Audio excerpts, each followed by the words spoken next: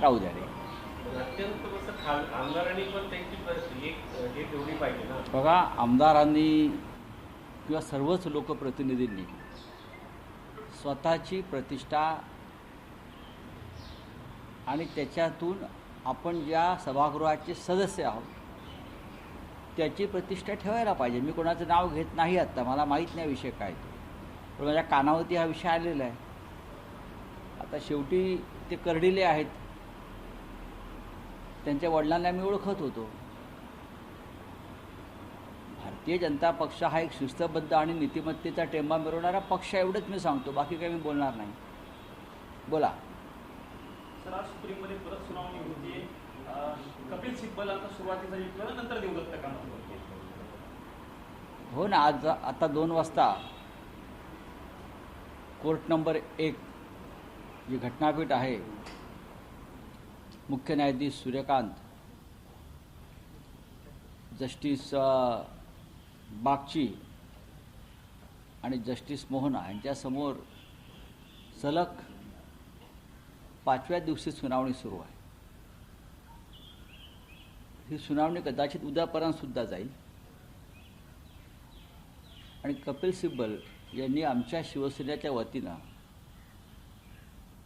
जो एक संविधानिक चौकटीमध्ये युक्तिवाद केलेला आहे तो अत्यंत महत्त्वाचा आहे. उद्या कोणीही येईल सत्ताधारी आणि एखाद्या पक्षाचा लेजिस्लेटिव्ह गट म्हणजे विधिमंडळातला गट विकत घेईल आणि सत्तेत सामील करून घेईल. ह्याच्यामुळे देशातली लोकशाही, संविधान याच्यापुढे फार मोठं आव्हान निर्माण झालं आहे. म्हणजे पक्ष विकत घेण्याची प्रक्रिया ज्या लोकशाहीत सुरू होते, या प्रक्रियेवर त्यांनी बोट ठेवलं. आणि मला असं वाटतं न्यायालय कपिल सिब्बल यांची ही भूमिका किंवा हा युक्तिवाद ऐकून न्यायालयसुद्धा काही काळ विचारात पडलं. सर, सिब्बलांचा युक्तिवाद होता, पण आमदार अपात्रता प्रकरणावरती आज युक्तिवाद आहे. कपिल सिब्बलांचा युक्तिवाद हा पक्ष आणि चिन्हाच्या अनुषंगाने असल्याचं नाही, पक्ष आणि चिन्हाचा युक्तिवाद हा अत्यंत महत्त्वाचा आहे. कारण शिवसेना हा पक्ष हिंदुहृदय सम्राट बाळासाहेब ठाकरे यांनी स्थापन केलेला पक्ष, जो त्यांच्या हयातीमध्ये माननीय उद्धव ठाकरे यांच्याकडे सोपवण्यात आला. उद्धव ठाकरे यांनी नेतृत्वाखाली एक पक्षाची घटना तयार झाली.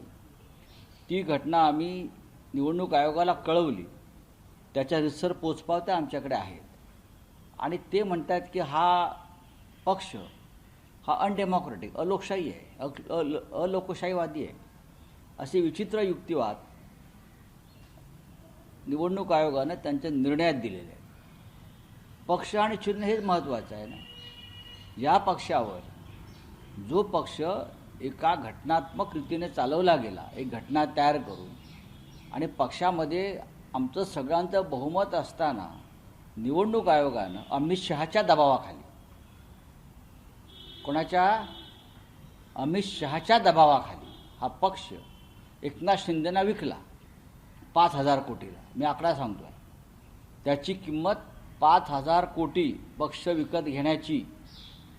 आता ह्याच्यामध्ये स्वतः निवडणूक आयोग आणि कोण कोण सामील आहेत त्याचा हिशोब ते देतील.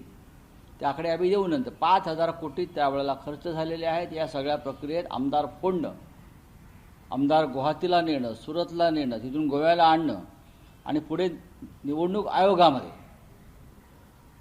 हे सगळं सेटिंग आणि बिटिंग करणं, ह्याच्यामध्ये 5,000 कोटी रुपये हे जनतेचे पैसे खर्च झाले.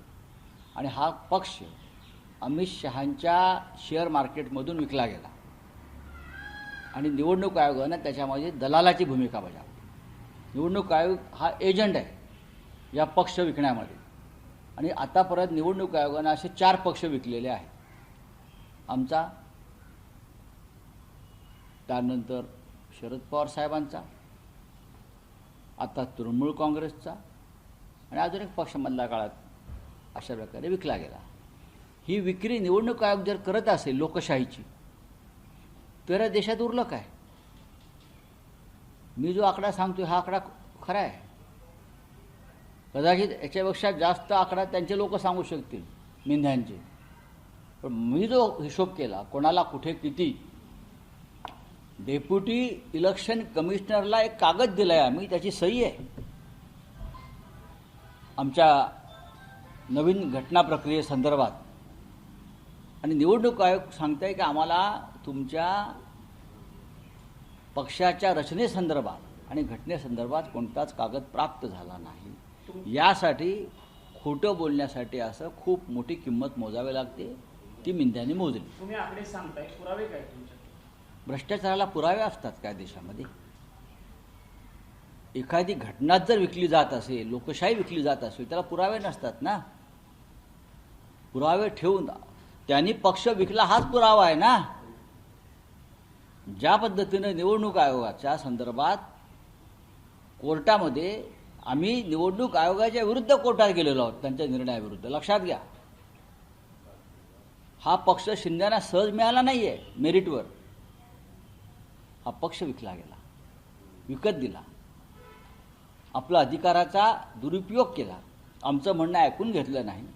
त्याची किंमत मिंध्यानी निवडणूक आयोगाला मोजली आणि अमित शहा त्याच्यामध्ये सहभागी होते. तुमचा हा निकाल जो सुप्रीम कोर्टामध्ये लागेल हा आगामी काळासाठी एक दिशादर्शक असेल? माइलस्टोन, ज्याला आपण म्हणतो की माइलस्टोन जजमेंट. या देशात लोकशाही राहील की नाही, या देशामध्ये संविधानाचं प्रतिष्ठा राहते की नाही, आणि ह्या देशामध्ये अशा प्रकारची मनमानी यापुढे होणार की रोखली जाईल, या संदर्भातलं जजमेंट, निर्णय आणि निकाल आम्हाला अपेक्षित आहे. हा देश वाचवायचा असेल आणि या देशातली लोकशाही वाचवायची असेल तर सर्वोच्च न्यायालयाला जे कायद्याचं उल्लंघन झालं आहे, जी पक्ष विक्री झाली, त्या संदर्भामध्ये तटस्थपणे निर्णय घ्यावा लागेल. आम्ही स्वतः समोरचा जो आमची रायव्हल पार्टी आहे त्यांचा सगळा भर सेटिंगवर आहे. ते ठामपणे सांगतात निकाल आमच्या बाजूने लागेल. सुप्रीम कोर्ट तुम्ही विकत घेतला का? ते ठामपणे सांगतात नाही नाही निकाल आमच्या बाजूने, तसं आम्हाला वचन दिलेलं आहे. प्रॉमिस, फेवर कोणी प्रॉमिस दिलं आहे? नरेंद्र मोदींनी. कोणी प्रॉमिस दिलं आहे? अमित शहानी. सर्वोच्च न्यायालयाने अशी दखल घेतली पाहिजे. मी तुमच्या पाठीशी आहे, घाबरू नका, असं जेव्हा गद्दारांना सांगितलं जातं प्रधानमंत्र्याकडून, तेव्हा मी सर्वोच्च न्यायालयावर दबाव आणून तुम्हाला निर्णय देईन, हे त्यांना सुचवायचं आहे का? हे त्यांना सुचवायचं आहे ना. पण मला खात्री आहे सर्वोच्च न्यायालय ज्या पद्धतीने ऐकतं आहे, काही क्युरीज त्यांना येत आहेत, त्या विचारत आहेत, त्यानुसार मला असं वाटतं संविधानाचा विजय होईल आणि आम्ही पूर्णपणे फक्त मेरिटवर न्याय मागतो. कायद्यानुसार न्याय द्या. आणि समोर रायव्हल ग्रुप जो आहे, त्याला आम्ही रायव्हल पार्टी म्हणतो, फुटीर गट, ते त्यांचा संपूर्ण भर हा सेटिंग आम्ही सेट केलं. हा त्यांचा शब्द आहे अनेकांचा. काय सेट केलं तुम्ही? आमचं सेटिंग झालं आहे. तुम्ही सर्वोच्च न्यायालय सेटिंगच्या गोष्टी करताय देशामध्ये. ज्या देशामध्ये सर्वोच्च न्यायमंदिर आहे तिथे आमचं सेटिंग झालं आहे आणि आम्हाला जसं प्रॉमिस आहे, कोणाचं प्रॉमिस आहे त्यांनी जाहीर करावं. नरेंद्र मोदींचं प्रॉमिस आहे की अमित शहाचं प्रॉमिस आहे? मग मी अमित शहाचं का असेल ते बघतो पार्लमेंटमध्येच.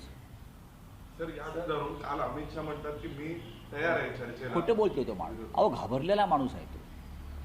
पाय लटपटत आहेत बघा तुम्ही, त्याचे हात लटपटत आहेत. खेळ संपलाय त्याचा. भविष्यात ते रिशफलमध्ये मंत्रिमंडळाच्या ते मंत्रिमंडळात जातील की नाही याची शंका मला वाटते. हे मी अत्यंत हे विधान धाडसी जरी असलं तरी खरं आहे.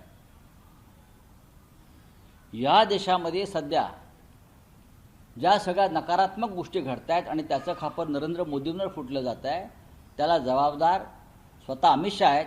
हे मोदींना पटलेलं आहे. वाद आहे दोघांमध्ये काही? कळेल तुम्हाला लवकरच. हे मुळात अमित शहाना संसदेमध्ये येण्यापासून रोखले कोणी?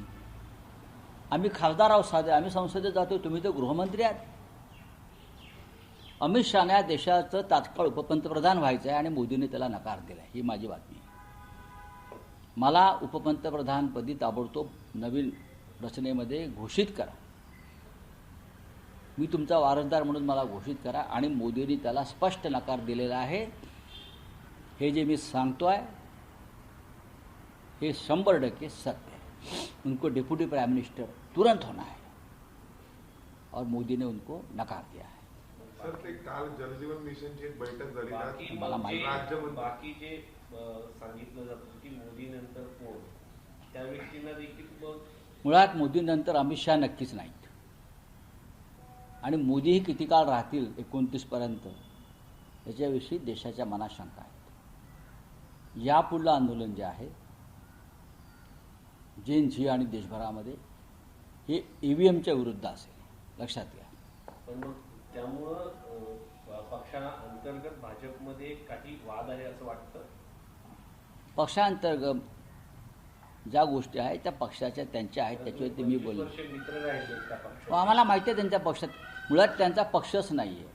काँग्रेस, राष्ट्रवादी काँग्रेस, तृणमूल काँग्रेस असे अनेक पक्ष पडून निर्माण झालेला ती एक कॉलनी वसाहत आहे सध्याची, ती केव्हाही उद्ध्वस्त होईल. तुम्ही म्हणता पुढचं आंदोलन हे ईव्हीएमच्या विरोधामध्ये असेल तर ते जिंजींकडनं म्हणजे कॉक्रोच जनता पार्टी सारख्या संघटनांकडे असणार आहे की तुम्ही राजकीय पक्ष म्हणून तुम्ही त्याला पुढे मी राजकीय पक्ष म्हणून म्हणत नाही, पण या देशातल्या तरुणांनी असं ठरवलेलं आहे. ही माझ्यापर्यंत माहिती आलेली आहे. याच्यामध्ये कदाचित जेनजी सुद्धा उतरू शकेल.